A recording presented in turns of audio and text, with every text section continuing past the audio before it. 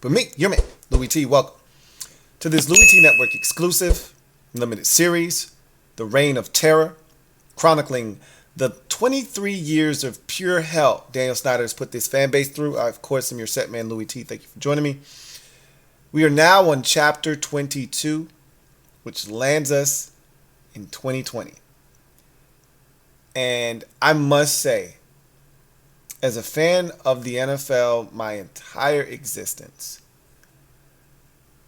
2020 had to be the most surreal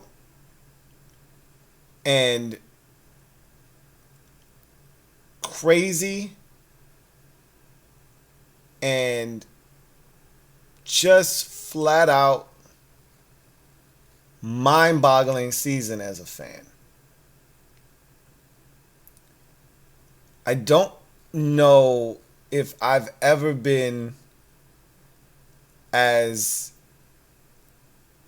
discombobulated as a fan. And there were so many things going on, and you have to understand and put it into context. 25, 30 years from now, when we look back on the 2020 season, when you're telling your kids that you lived through COVID-19, it might not seem like much. It may be the common cold or the flu by the time your kids are 25 or you're 50 or you're 60 and you're looking back 20, 30 years.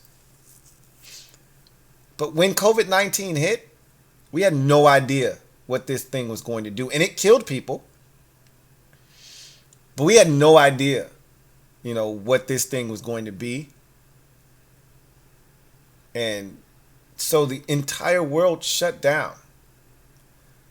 But the NFL is a very powerful machine. And all other sports pretty much was grinded to a halt at some point, had to alter their season. Not the NFL. They figured it out. They watched the NBA struggle. They watched Major League Baseball shorten their season. They had time to kind of let everything play itself out, make the necessary adjustments, kind of did a lot of things on the fly, but they were able to get in a full season. It was disjointed at times, but they got a full season in. As for the Washington Redskins, what a year 2020 was. So to catch you up to speed on where we were as a franchise, 19 was an abject disaster. Jay Gruden, in his sixth and final year as the head coach of the Washington Redskins, absolutely flamed out. Was fired after 5 games. Bill Callahan took over, who was the offensive line coach. Didn't fare much better. Washington had drafted quarterback Dwayne Haskins in the first round. He finished up the season for the most part. He got injured, didn't play in the final game of the season, but showed a little bit of promise, flashed a little bit of the potential that saw him be a first-round pick. And so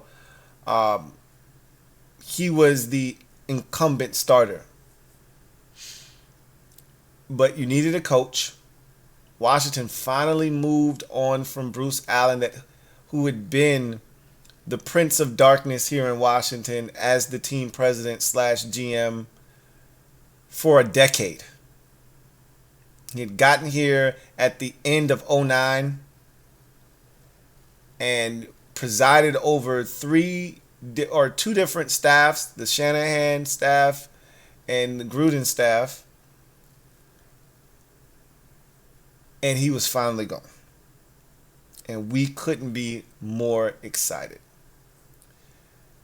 And immediately after firing him, or maybe right before, we hired Ron Rivera, who had just been fired the year prior, or really months prior, by the Carolina Panthers.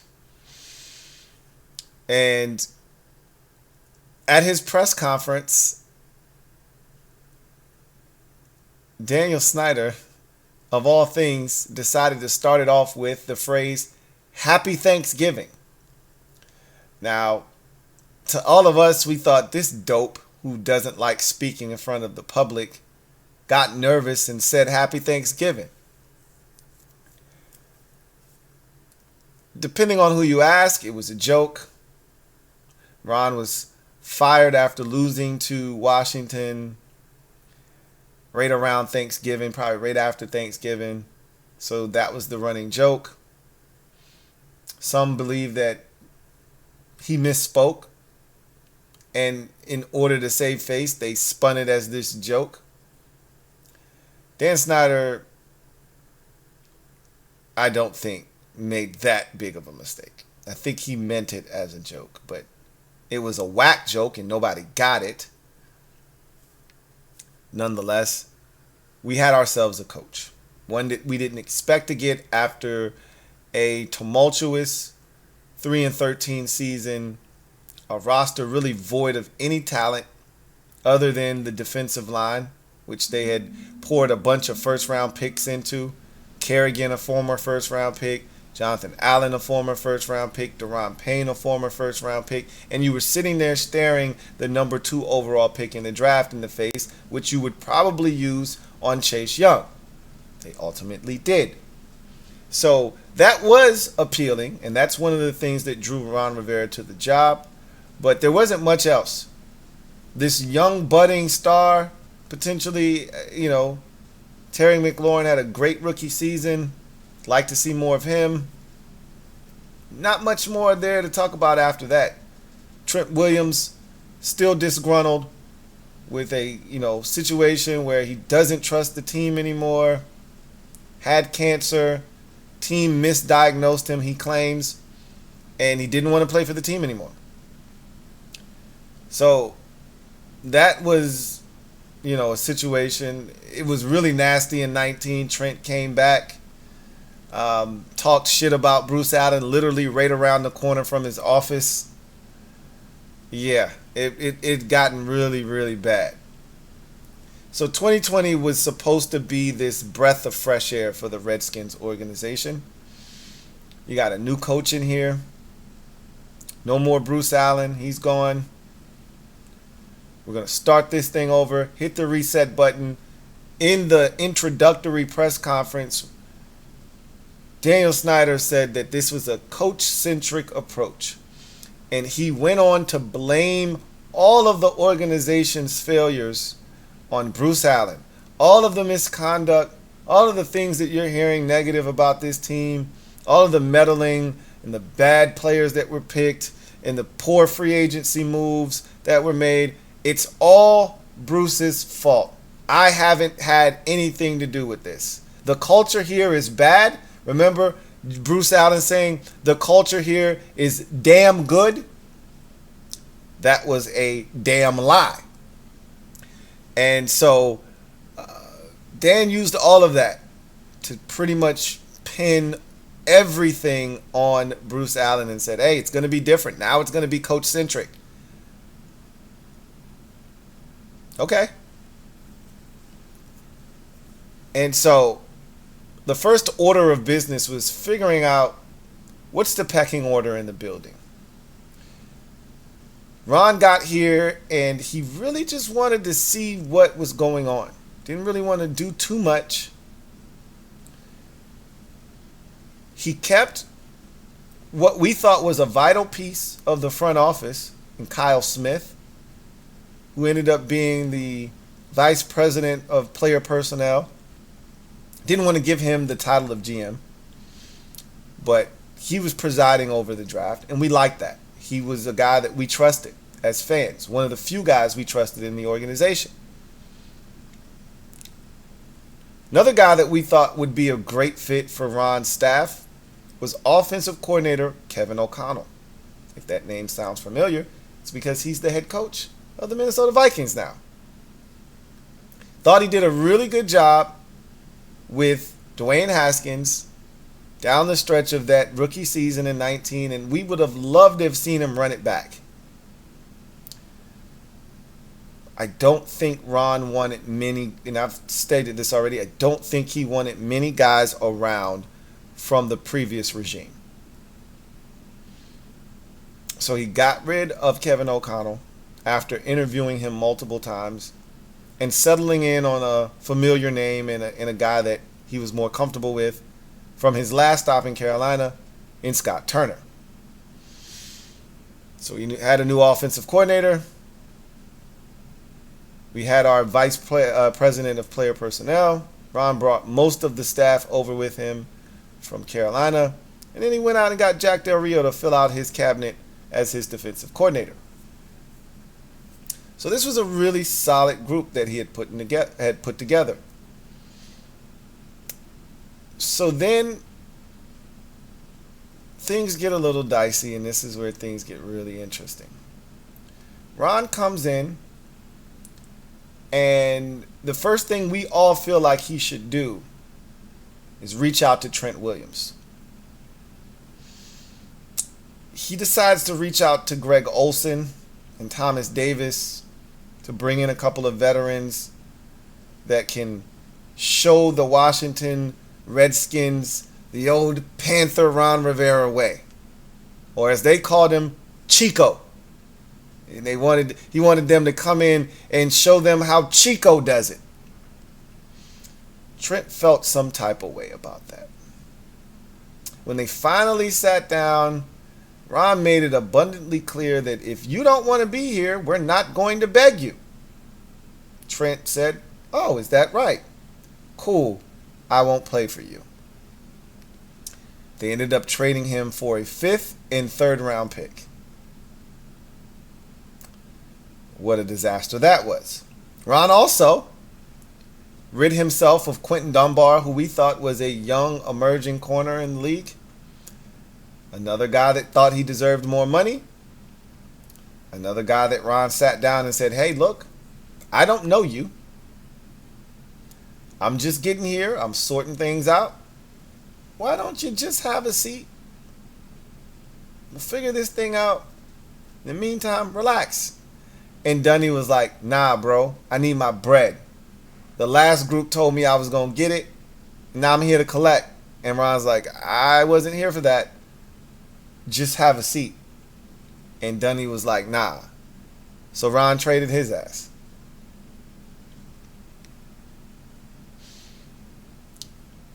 We didn't have a lot of talent. Clearly the 3-13 record bared that out. So Kyle Smith, Eric Stokes and company got to work on bringing in a bunch of free agents. We were extremely busy that offseason. And what a weird year 2020 was. We began to turn over the roster immediately. Guys like Logan Thomas, J.D. McKissick, Cornelius Lucas, Wes Schweitzer, Kendall Fuller,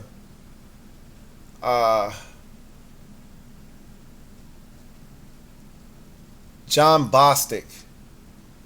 Am I missing anybody of note? And Thomas Davis were all brought in. And maybe 2 or 3 others that I'm missing out on. I mean, I just named like 7 or 8 guys. And I might be missing 1 or 2 guys that they also brought in here. It was a shock, but that's what this roster needed. They needed to be overhauled. Dontrell Inman was another guy they ultimately brought in here in that 2020 season. So that was free agency. You get to the draft, and one of the reasons Ron chose Washington was because they had the number 2 overall pick. And while you would have loved, in hindsight now, oh, you should have drafted Justin Herbert. Well, we didn't have the ability to look into the future to see what he was going to turn into. Most people were hell-bent on just taking Chase Young. I was. I can't sit here and again, act as if I wasn't on the Chase Young train, because I was. It was really simple. If it's not Joe Burrow, it's Chase Young. And that's what they did. They took Chase Young. And the draft, it was, I think, 8 players. I should be able to name all 8 of these guys. So Chase Young in the first round. You don't have a second round pick because of the trade the year before to trade back into the first round to select Montez Sweat. So no second round pick. Third round is Antonio Gibson. Fourth round, Sadiq Charles and Antonio Gandy Golden. Fifth round is Keith Ishmael. Sixth round is Khaleke Hudson. Seventh round, Cam Curl and James Smith-Williams. That's the complete 2020 NFL draft.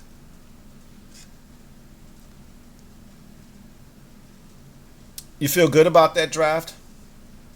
You're excited about Gibson. He was kind of a wild card. Didn't really know what we were getting ourselves into, but we were really excited.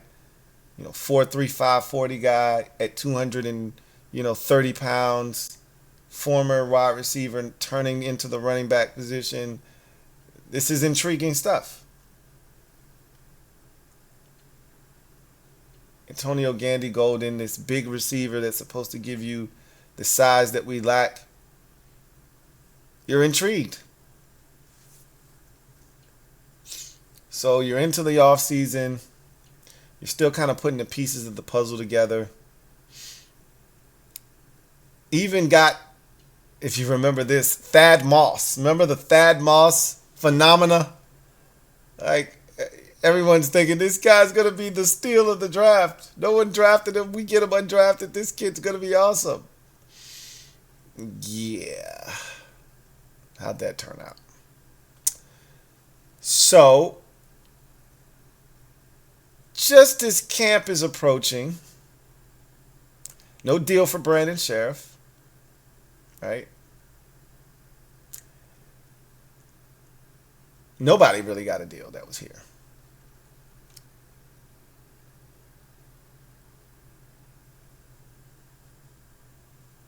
COVID brought a lot of things on. And one of the things that COVID did was it allowed people the time to just peruse social media and the internet. People were looking for ways to interact with each other because everyone was in the house for the most part. And then the George Floyd situation happened and everybody saw it. And it was one of the most disturbing things we had seen since the 1960s. It was graphic in nature. It was despicable. And really there was no way to dispute what we all had watched.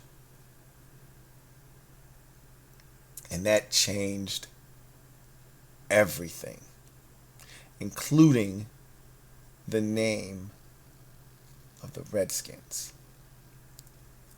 You hit July 2020. George Floyd happened maybe a month prior, and all hell broke loose.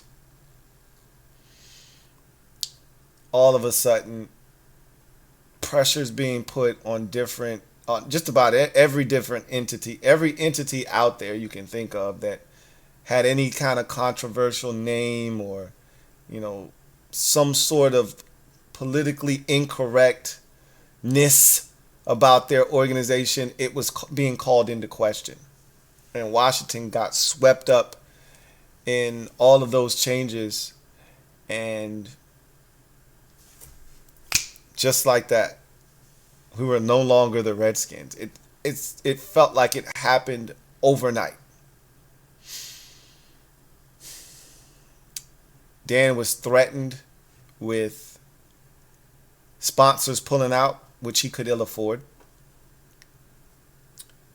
And a lot of people just jumped behind that vehicle. Been one that had been controversial for a while, but that was the one, that George Floyd situation and the wokeness that followed spearheaded the attack on the name and once and for all put it down for good. Sad state of affairs. Who knew that 2019, a 3-13 season, would be the last as the Washington Redskins? So now what are we going to be? You guessed it. The Washington football team. How creative. Look, I can't be upset. Neither can you. It was really short notice. Now, some say, look, Dan had been fighting this battle for years. He should have been more prepared. To that I say, touche. You're not wrong. But it's Dan Snyder we're talking about here. The guy that said, this team will never change its name. We will be the Redskins. You can put that in all caps. Clearly he meant italics, maybe? Anyway. So now, Ron Rivera signed up to be the head coach of the Washington Redskins, or now the Washington football team. He wanted coach-centric. Now he's out in front of all of this. And then, to make matters worse, you start getting some pretty disturbing intel about some of the staff workers here in Washington. And then there's an article that's written. Heads begin to roll. Longtime voice of the Redskins, Larry Michael, turned out to be a perv. Who knew? Couple of other staff members, misogynistic. Who knew?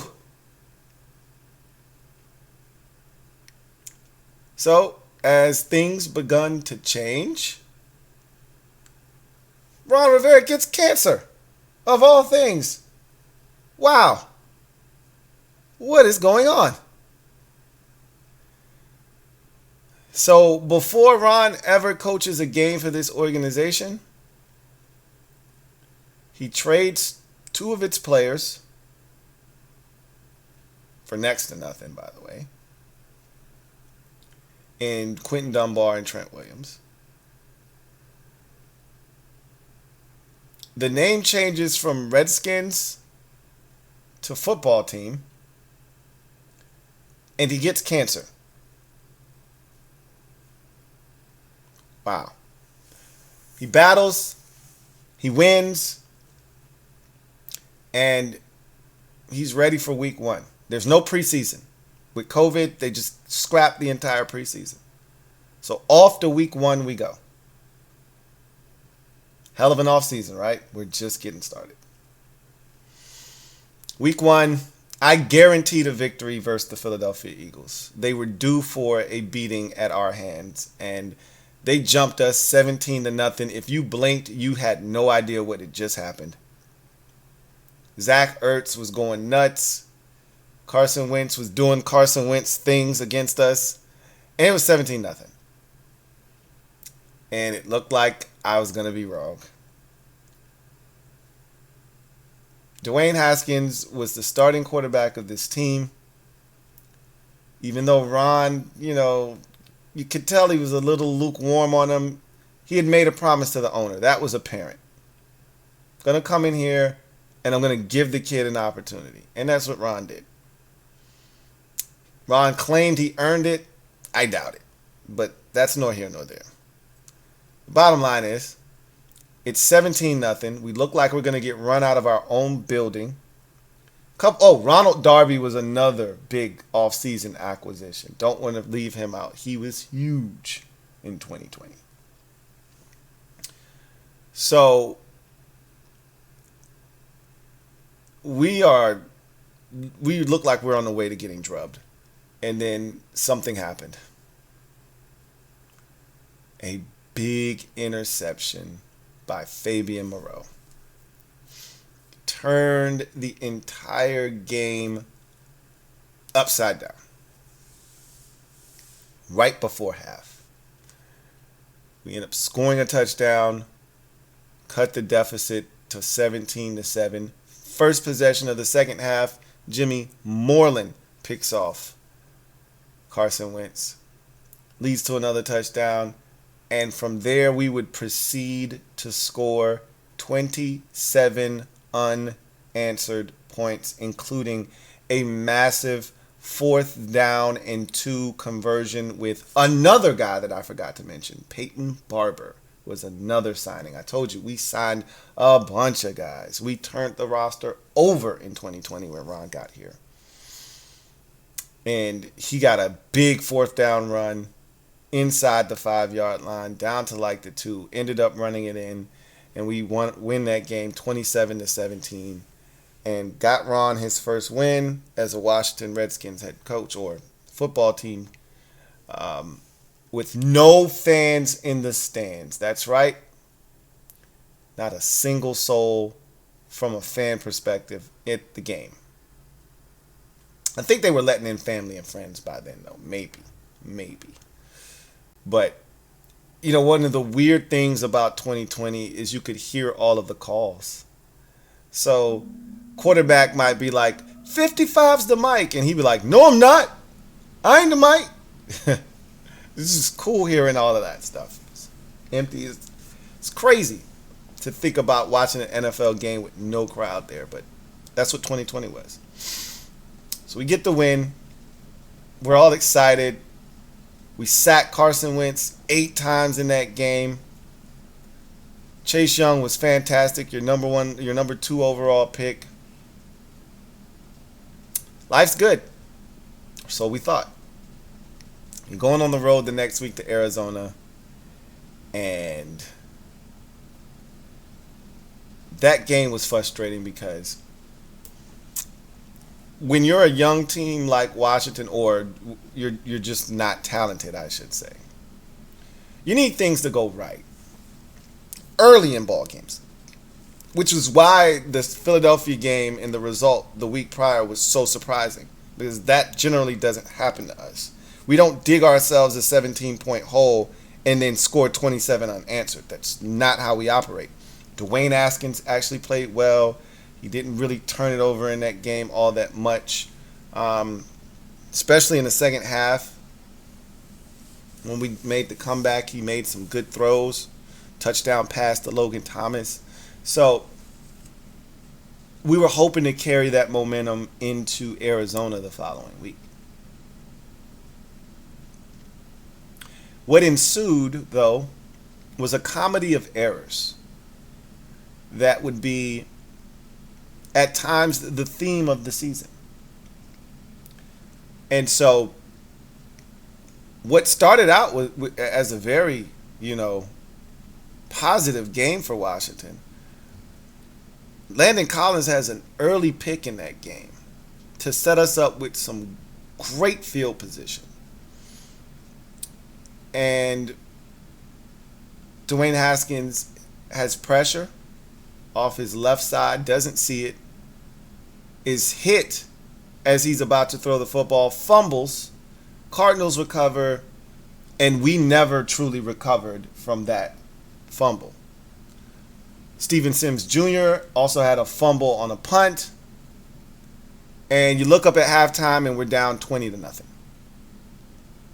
We fought, but we never got within striking distance. And one of the things that was a big problem at the end of that game is didn't really seem like we were trying to win. We left with all of our timeouts. It seemed like Ron was just like, hey, let's just get the hell out of here. Interesting. Not tripping. We lose 30-15. All right, let's go to Cleveland. See if we can try our luck there. That game was interesting. There were moments where Dwayne Haskins looked legit in that game.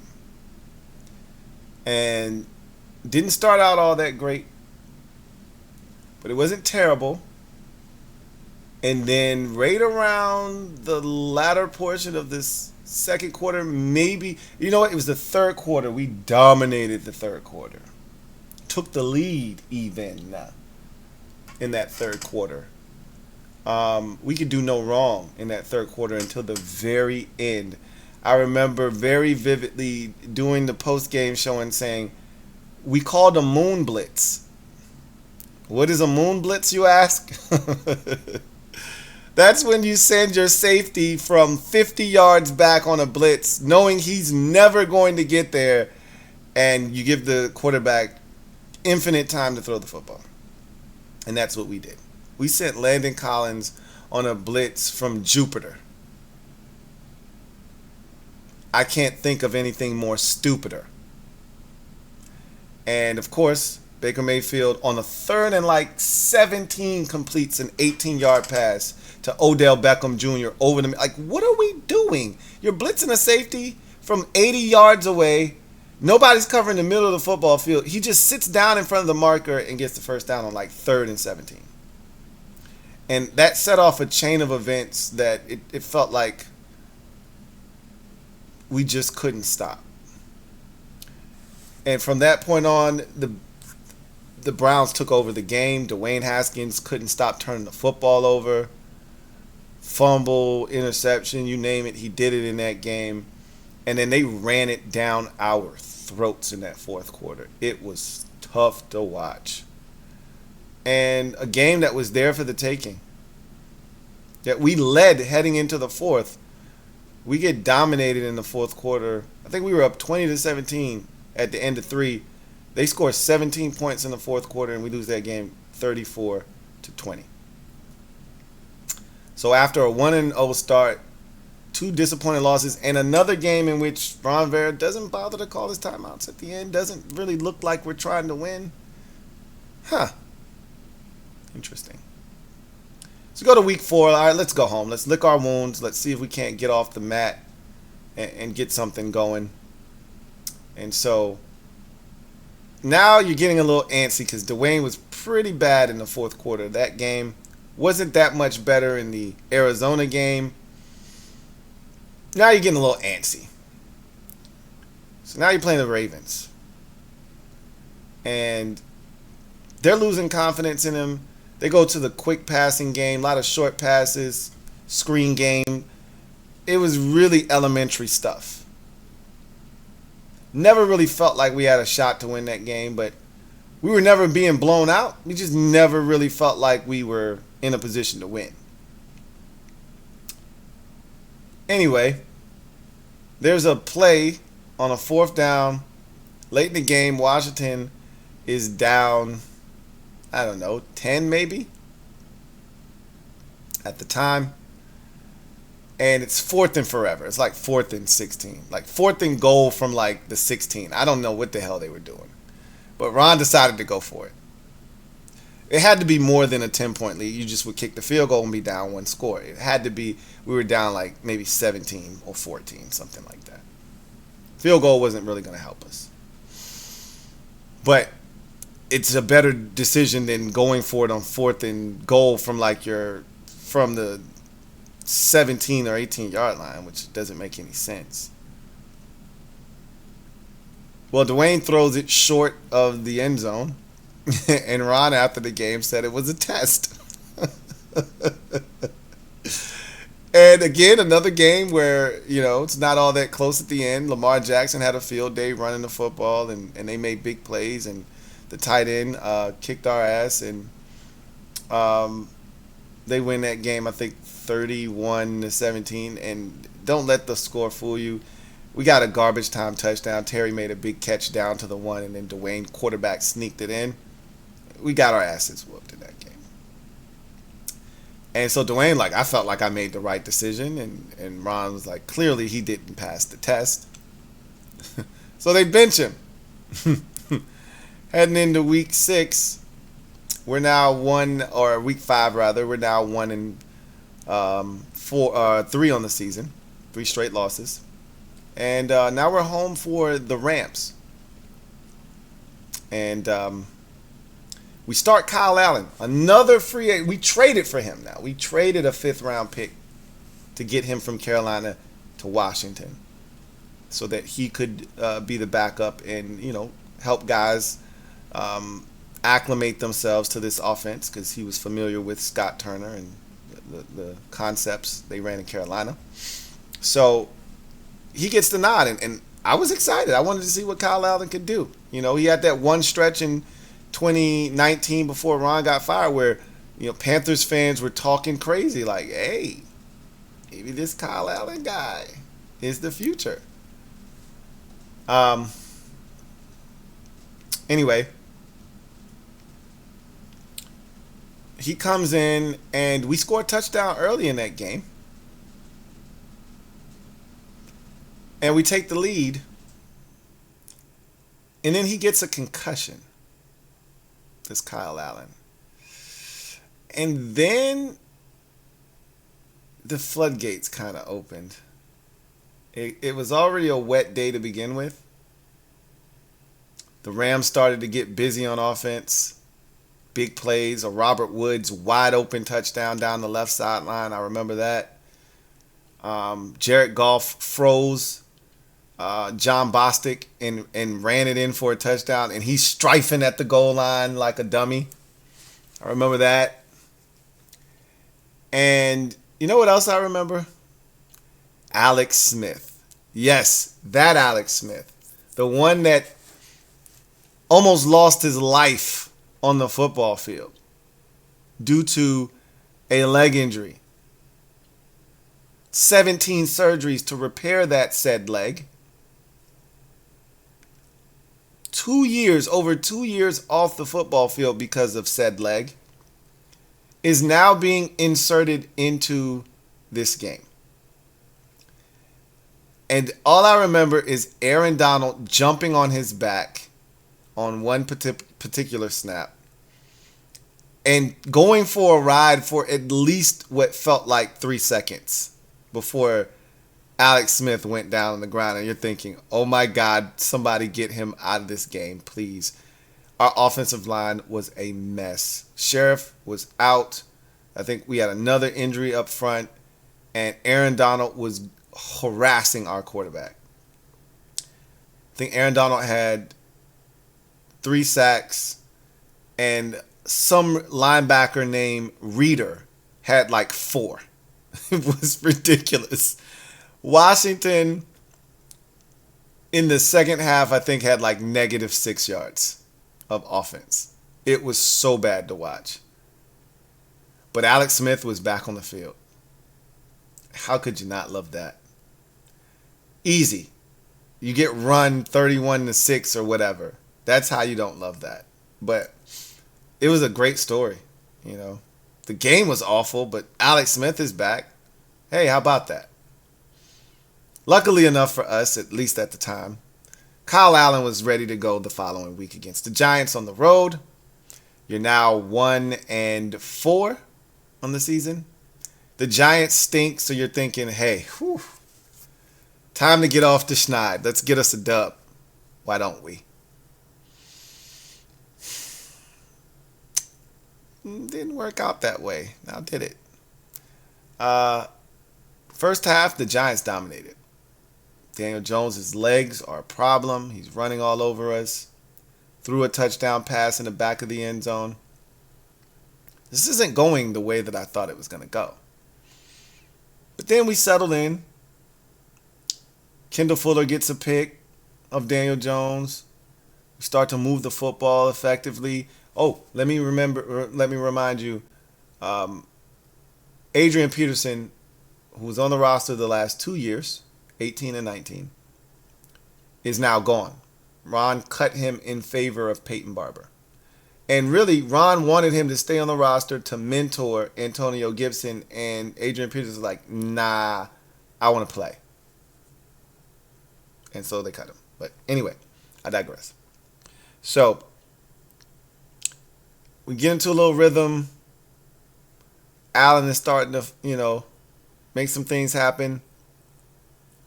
And we've got the ball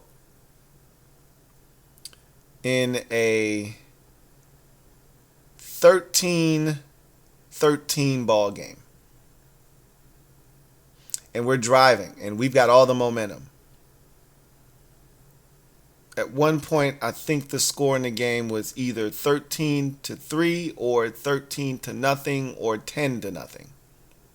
Either way, we've scratched and clawed our way back into this thing, and it's tied at 13. And we have the ball with under 5 minutes to go in the football game.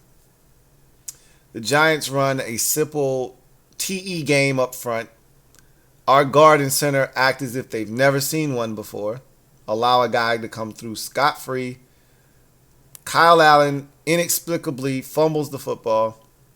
The Giants pick it up and run for a touchdown. Typical Redskins shit. We're now the football team.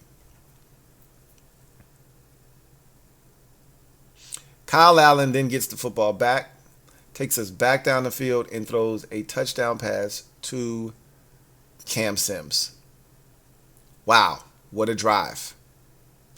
And Ron says, F it, let's go for 2. I like it. A lot of people didn't like it because we were in control of that game. I liked it because let's go for the gusto. You got them on their heels.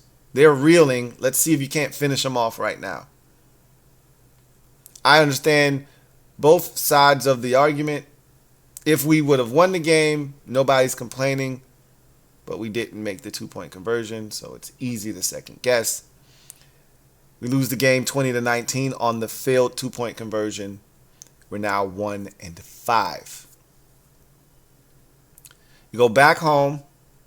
Dallas Cowboys. Remember, the division sucks that entire year. Everybody stinks.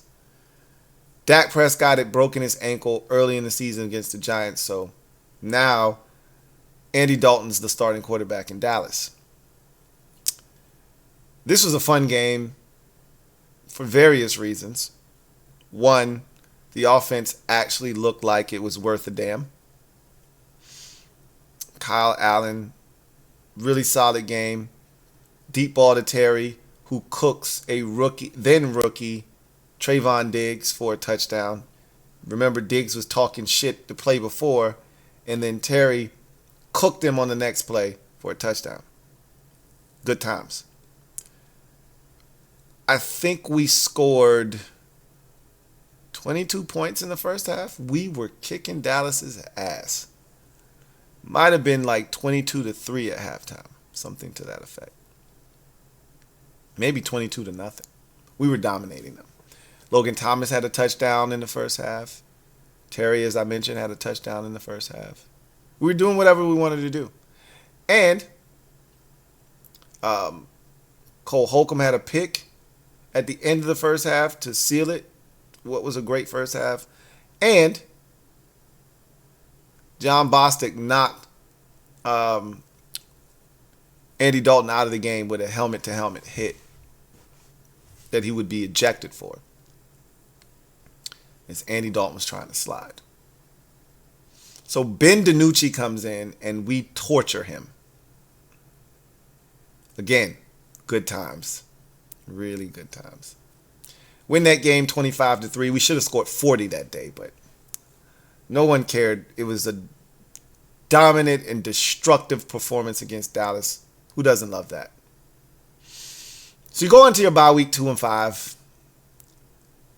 And you're feeling great because you got the Giants on the other side of the bye and they're coming to FedEx and you're thinking, we're going to destroy them. And if we beat them, guess what? We're in first effing place in the division after all of this nonsense. Just got to beat the Giants and you're 3-5 and in first place. And the Giants suck, by the way. First year head coach Joe Judge, they stink. We're going to beat them this time. They shouldn't have gotten away the first time. And that game was as weird as it gets. So early in that game, you get a fumble Ruski, right? I don't remember who fumbled for Washington. But I remember Logan Thomas having a chance to pick it up. And he like dead legs it as he gets to the ball and kicks it instead of picking it up. And then Cowboy defenders come. It's a mad scramble for it. The ball is on the ground for every bit of 45, 50 yards. No bullshit. I think it ended up coming out around like, okay, that's a little bit extreme. I think that ball came out around the 40-yard line and got poked free, and it didn't get recovered until like inside the 10. So it had to travel every bit of 30, 35 yards. Of course, we didn't recover it. That's too much like right. Oh, and Kyle Allen gets injured in the game. So guess who has to come in? You guessed it. Alex Smith is back in the game. And while Alex does some good things, Like the pass he throws to Terry that Terry catches and breaks 2 tackles and runs for a touchdown. We're down 20-0 at halftime, mind you, in this game. Alfred Morris is kicking our ass. Yeah, that Alfred Morris. Our old guy, Alf. And while, Alex gets hot, catches fire, we score 14 unanswered points. It's 20-14. We're back in this game. He also threw 3 picks in that game, including the game clincher.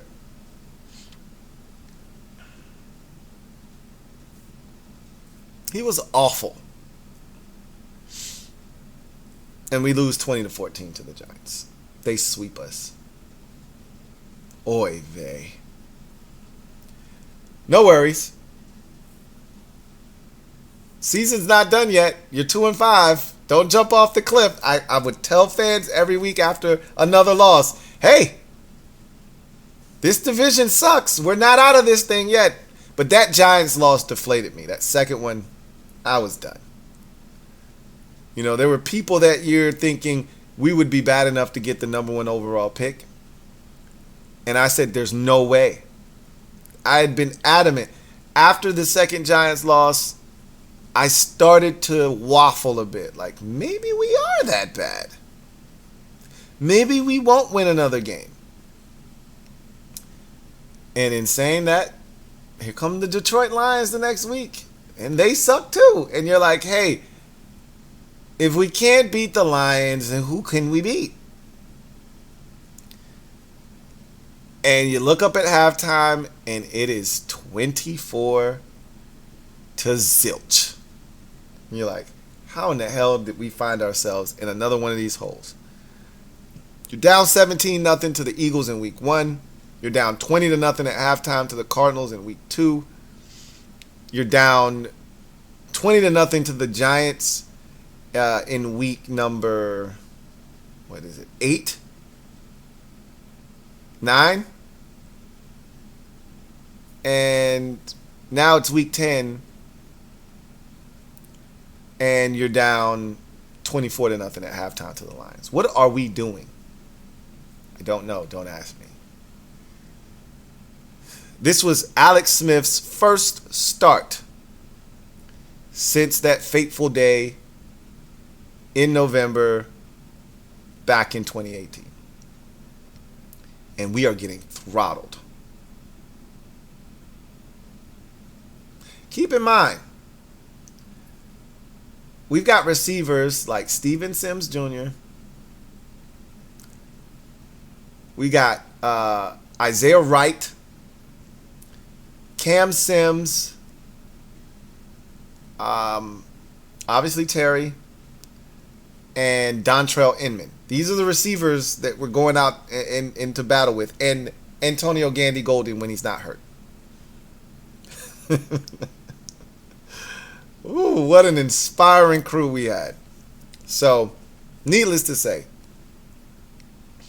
you can explain how you could fall down 24 or 20 or 17-0 really fast when you add in the quarterback play that we don't have. And then it's like a switch just flipped.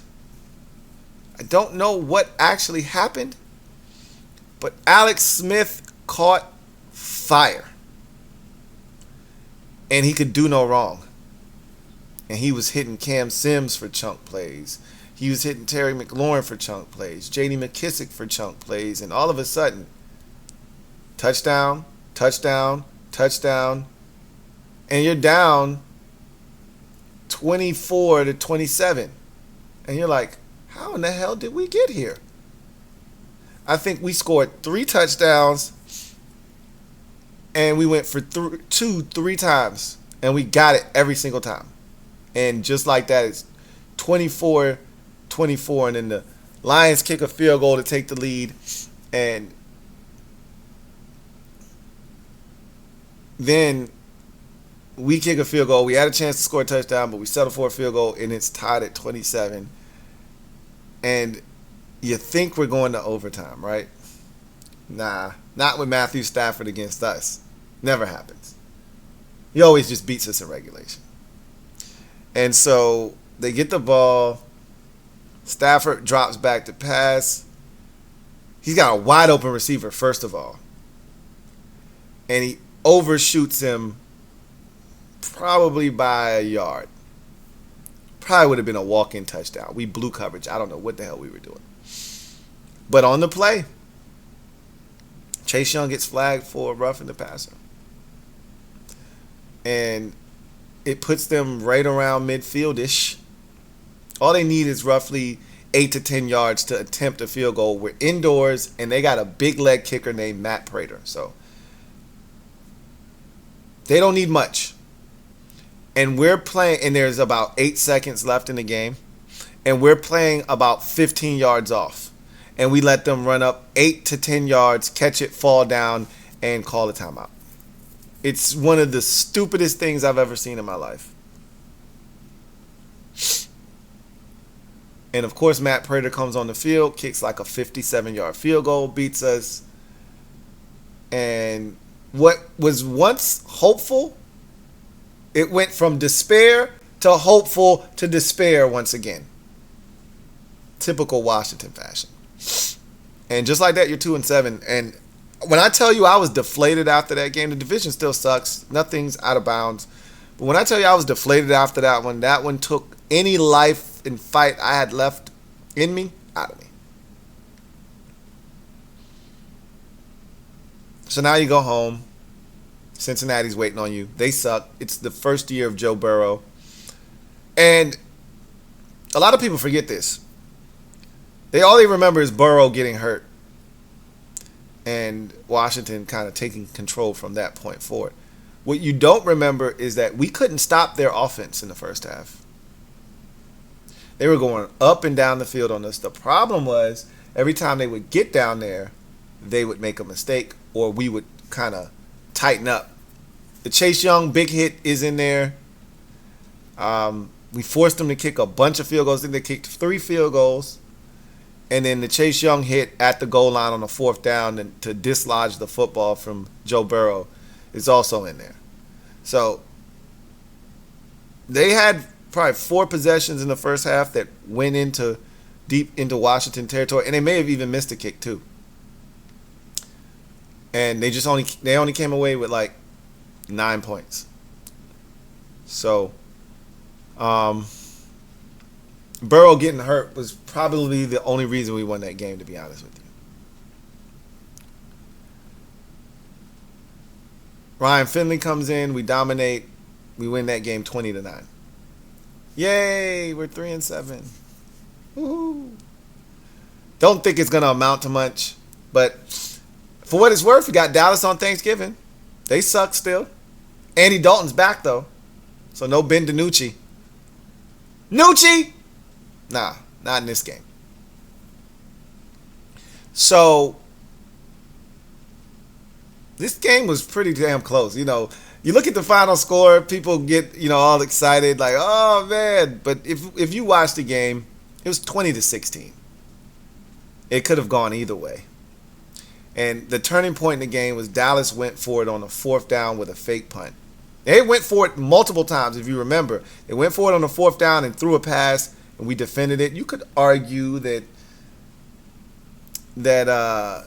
Ronald Darby got away with a little bit of tug of the jersey there on that 4th down. I say no flag, no harm, no foul, right? So they didn't get that. But the one that was the backbreaker was when they faked the punt. And apparently they had an open receiver, and for whatever reason, the person running the fake just didn't throw it. But that's not our problem. We stopped them, got the ball deep in Dallas territory, and we deposited it into the end zone. And it set off a chain of events that led to a thorough ass whooping. We went from up 4, 20-16, to a touchdown, an Antonio Gibson touchdown run where he waves. That was the epic wave in that game. And then the Montez Sweat pick 6, and it went from 20-16 to 41-16. What felt like that. Man, was that fun. What a Thanksgiving. Hey, what do you know? That's 2 in a row. You're 4-7. Not really reading too much into it because guess what? Guess who's next on the schedule? The undefeated Pittsburgh Steelers, who are the final undefeated team in the league that year, 11-0. Now, just a little back, drop to this game. This game was supposed to be played on Sunday, just like everybody else. And the week before, the Ravens had COVID issues. And because of those COVID issues, they had to push the Steelers game with the Ravens back from Sunday to like Wednesday of the following week. And because they had to push that game back, they pushed the Washington game with the Steelers from Sunday to Monday. I think that Steelers-Ravens game was played on a Tuesday. Robert Griffin III started that game for the Ravens, and he sucked ass. Anyway, so needless to say, the Steelers might have been reeling a bit from an abnormal schedule. I don't care. Not our problem. We were down in that game 14-0, I think. 14-3 we were down. 14-3. And they were dominating us. I remember right before the half, James Washington catching a comeback on the sideline against Kendall Fuller. Fuller missing the tackle, and James Washington running down the sideline for a touchdown. And you're just thinking, what the F, bro?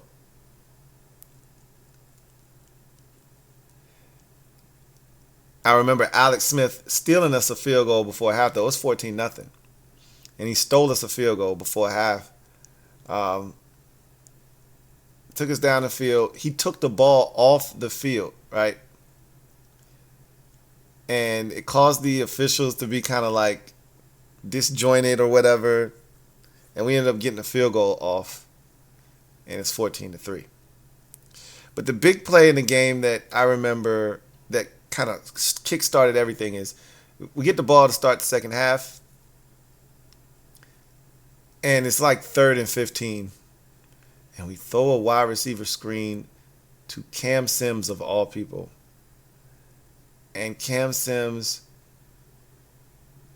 gets great blocking, cuts it back across the grain, and picks up like 30 on 3rd and 15 on a wide receiver screen.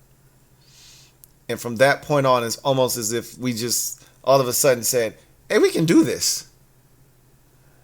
And we go down. They actually stop us on 4th down, but TJ Watt gets called for holding on 4th down when we went for it because Scott Turner lost his damn mind. Peyton Barber in that 2020 season was unstoppable in short yardage situations, whether it's 3rd and 1, 4th and 1, 3rd and short, 4th and short, 2-point conversion, you name it, he was the man for the job. Goal line situations, he was fan-effing-tastic. And for whatever reason, he refused to give it to him on 4 straight carries or 4 straight downs.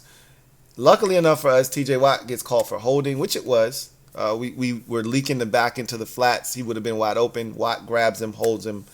They throw the flag. We get a fresh set of downs. And on the first fresh set of downs, we hand it to Peyton Barber. And wouldn't you know it, he scores a touchdown. Anyway, Logan Thomas has a big touchdown catch. And all of a sudden, we're ahead. Let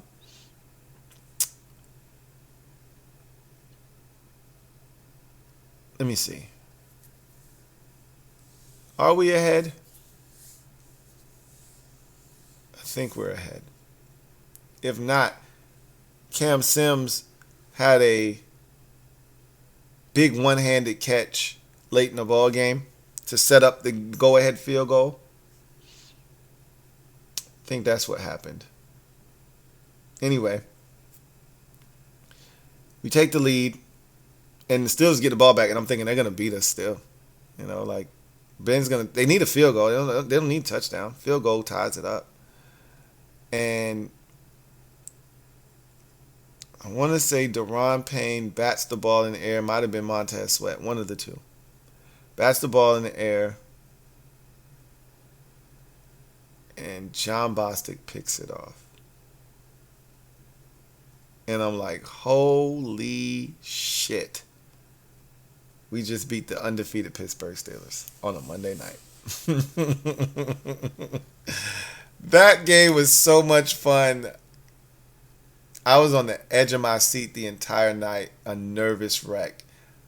What a great feeling when your team shows up in a spot like that. We put on the all-white unis that night.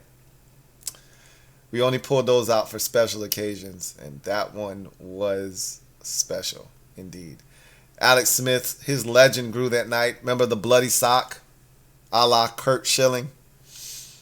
What a win that was. And you could see Alex was a little banged up. So much so that he did not play the following week. And this was unrelated to the leg in the surgeries and all of that stuff. So Dwayne gets the start against the 49ers the following week on the road. That's 3 in a row for those of you keeping score at home. We're now 5-7.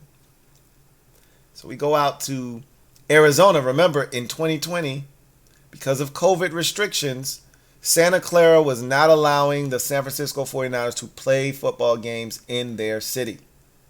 So the 49ers had to finish their home schedule that year in Arizona at their field. So instead of playing the 49ers in Santa Clara, we played them in Arizona. So there's that. So we go to Arizona to play the 49ers. And they're bad that year, are the 49ers. And they're starting Nick Mullins. Boy, is he awful. And speaking of awful, Dwayne Haskins was awful. Alex Smith, as a matter of fact, I lied. Alex Smith started that game. But clearly he was compromised. And they took him out of that game. He had missed the open receiver. He had thrown a bad pick. He was bad. They had to take him out. So Dwayne Haskins comes in, and he's not much better. You could argue he was worse, in fact. But the defense was so dominant that night. You had a forced fumble by Daron Payne, scooped up by Chase Young and run in for a touchdown prior to halftime. You had a pick six by Cam Curl in his rookie season, making a huge impact on this team defensively. You got multiple big stops by the defense, including the final stop of the game to preserve the victory, 23-15. And it just felt like, whoa, what is going on right now? That's 4 in a row. And we're finding different ways to win. And you look at the schedule and you're like, oh, shit, here's a big one. Can we get back to 500? Seattle's coming to town, and they were good. They're Russell Wilson. You know what it is.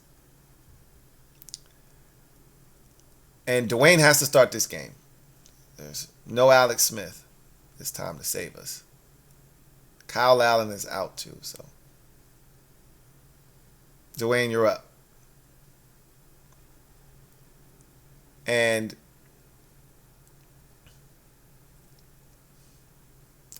the first half was awful. And here we are again. We've done this song and dance. Stop me if you've heard this before. We're down 20-0 after I want to say Carlos Hyde, like 50-yard touchdown run to start the third quarter. We're down 20-0. And then all of a sudden, we wake up. Dwayne starts throwing BBs left and right. We're gaining confidence. We score a touchdown. We score again. We missed the extra point, which ultimately came back to haunt us. We went chasing points on the second touchdown because we missed the extra point on the first touchdown. And we don't get that. So instead of the game being 20-17 and all you need is a field goal to tie it up, we needed a touchdown. We're down 20-15 now after a field goal. And we got the football with a chance to beat the Seattle Seahawks and make it 5 in a row and somehow make it back to 500 after starting the season 2-7. And Dwayne takes us down the field, and then all hell breaks loose on the offensive line. Morgan Moses can't stay in the lineup. We got injuries all over the place. We got our fourth string tackle in the game, David Sharp. And Dwayne is just engulfed with pressure. And what was a promising drive ends up being like a 4th and 27 or some shit like that.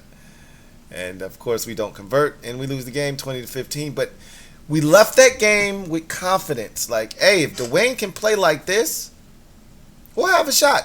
And we were playing the lowly Carolina Panthers the following week. So you're thinking, hey, Dwayne, buddy, you're going to have a great opportunity to bounce back. If you play like you did in the second half against Carolina, we're going to smoke those fools. But he didn't. And to make matters worse, Dwayne got caught out in public, no mask on, at dinner with his girlfriend, celebrating her birthday, and then reportedly had strippers come back to the crib to celebrate. And again, no mask. Right. Everybody's outraged. This is in the dead heat of COVID. How could he be so reckless? He's our starting quarterback. Yada yada yada. We were one of the few teams that really didn't have any issues with COVID in 2020. Us and I think the Seattle Seahawks. So this was pretty damning. You're putting everyone at risk with your behavior. So because we don't have any choices, Kyle Allen out for the season, Alex Smith injured at this point. You don't really have any choices. We just called up Taylor Heineke, right, as an emergency quarterback. He's been on the roster for the last couple of weeks. You don't really have any options per se. So at this point, got to roll with Dwayne, even though you're pissed and really don't want to play him. And I don't know if the events of the week got to him or what, but he was god awful in that game. And then Steven Sims muffs a punt in that game and directly leads to a touchdown in that game. And Curtis Samuel looks like Randy Moss in that game. And we can't stop him in that game. And Teddy Bridgewater is nickel and diming us in that game. And it was just like, what is going on right now? This is a 4-win Panthers team. And I'm acting like we were, a 9-win team. We were only a 6-win team, but we were hot. We had won 4 out of our last 5. Well, we weren't hot anymore. And Chase Young forced a fumble of Teddy Bridgewater, and we're hanging in there. But the last straw was Dwayne just absolutely missing a wide open receiver on a 4th down where I think he takes a sack. It's just like, dude, what are you doing? They finally pull the trigger, take him out, put in Taylor Heineke. He actually plays a whale of a 4th quarter, but unfortunately it was too little too late. And we lose that game. And all of the momentum that the 4-game win streak had built was now gone.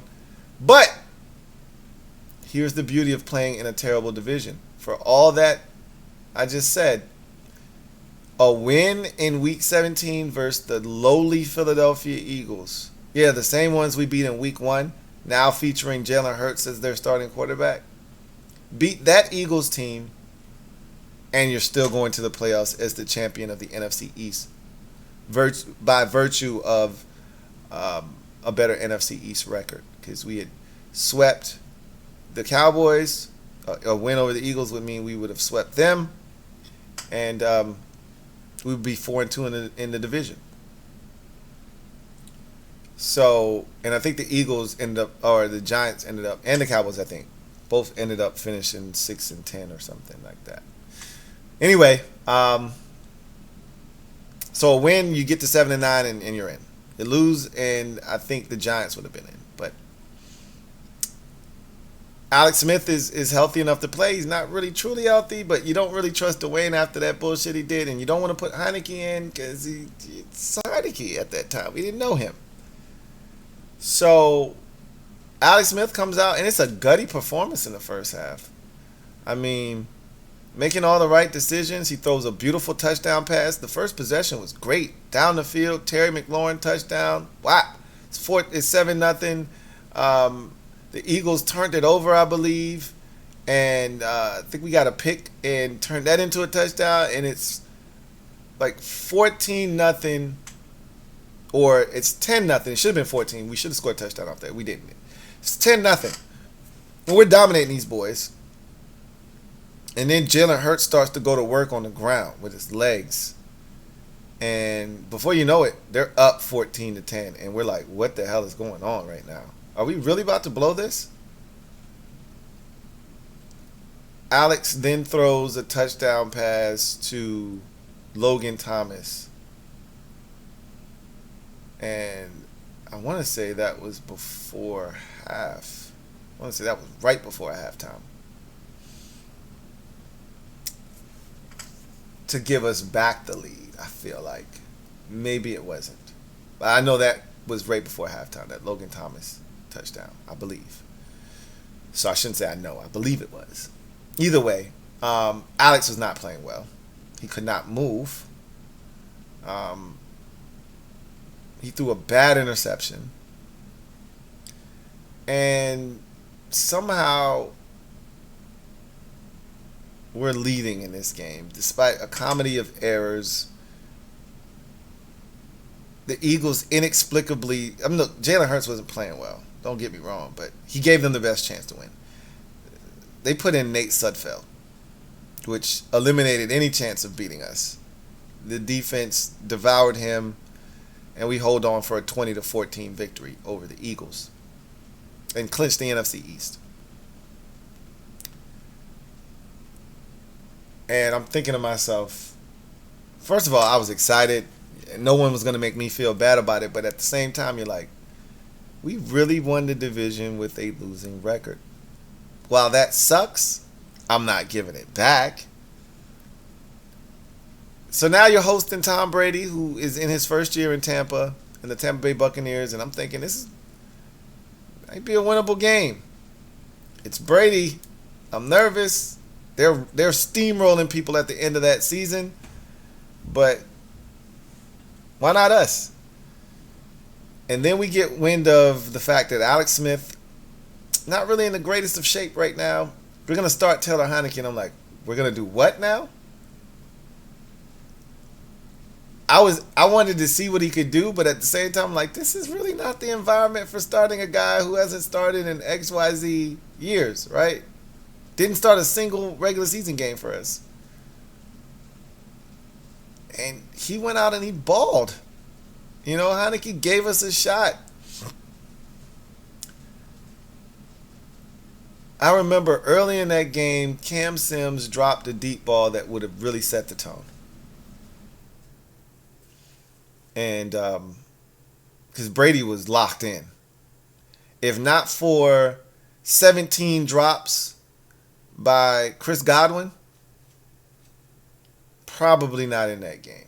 Probably not in that game because Brady was surgical that night. I think the Bucs had over 500 yards of total offense. Brady probably had 360 or 70 or 80 something. He was stroking us. But somehow the defense forced a turnover. One of their running backs fumbled. Matter of fact, it was the kid from Vanderbilt. He was a rookie that year. He puts it on the carpet. We recover that. Heineke has the Heineke dive. to the pylon, and Chase Young comes down pointing at his nameplate. It was a fun game, man. We were in that thing, but I never thought we were gonna win. But we fight like hell, and we lose that game 31-23. But it was a valiant effort, and it was a 2020 season that I'll never forget. The death of the Redskins, the birth of Washington football team, no fans in the stands. You beat an undefeated Pittsburgh Steelers team at 11-0. You start the season off 2-7. You win 4 in a row. Then you lose 2 in a row, but then you ultimately clinch a terrible NFC East at 7-9 with the win over the Eagles in Week 17. And all of the bumps along the road, all of the disappointments, all of the big deficits that we had that year. One thing I learned about a Ron Rivera coach team is they're not going to stop fighting. If those were Jay Gruden coach teams, 90% of those ass whoopings would have turned into full-blown ass whoopings, right? Or those big leads would have turned into full-blown ass whoopings. 17-0 against Philadelphia in Week 1, we don't win that game. 20-0 against Arizona, we probably lose that game and give up 40. 20-0 against the Giants in the first half, probably lose that game 30-13. You know, 24-0 to the Lions after a third quarter opening drive touchdown, probably lose that game 47, to 20.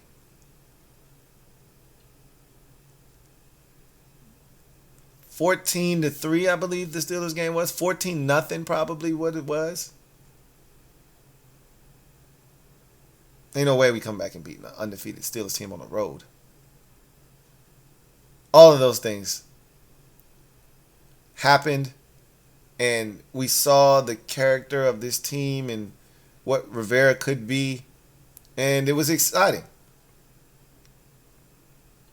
Dwayne was not going to be here. We did know that heading into 2021. But we didn't know all of the changes that were coming down the pipeline. And I knew, and I tried to convey to you guys the gift and the curse that was the 2020 season. And that's where I leave you. As we move into 2021 and the offseason that was very interesting, to say the least. That's going to do it for me, your man Louie T, here on The Reign of Terror, chronicling the 23 years of pure hell Daniel Snyder has put us through as a fan base. I'll see you guys next time. Have a good one.